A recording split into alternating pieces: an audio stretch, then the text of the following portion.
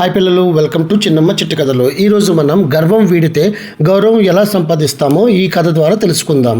ఒక గ్రామంలో వినయ్ అనే యువకుడు ఉండేవాడు. అతను చాలా తెలివైనవాడు, బలవంతుడు కూడా. తన విజయాల వల్ల గ్రామంలో అందరి దృష్టి తన మీదే ఉండేది. అందుకే అతనికి కాస్త గర్వం ఎక్కువైంది.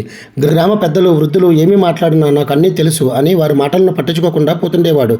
ఒక సంవత్సరం గ్రామానికి పెద్ద కరువు వచ్చింది. వర్షాలు పడలేదు, బావులు ఎండిపోయాయి. ప్రజలు ఆందోళనలో పడ్డారు.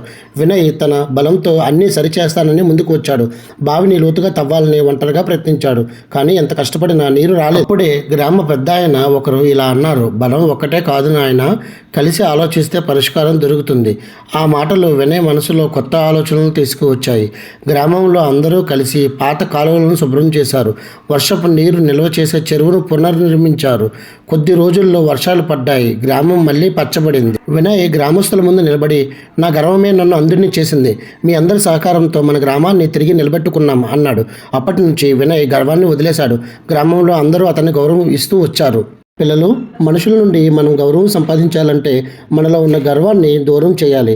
గర్వం మనుషుల్ని మన నుంచి దూరం చేస్తుంది. పిల్లలు, ఈ కథ మీకు నచ్చినట్లయితే please do like, share and subscribe to చిన్నమ్మ చిట్టి కథలు ఛానల్. మర్చిపోకుండా బెల్ ఐకాన్ని క్లిక్ చేయండి. Thank you.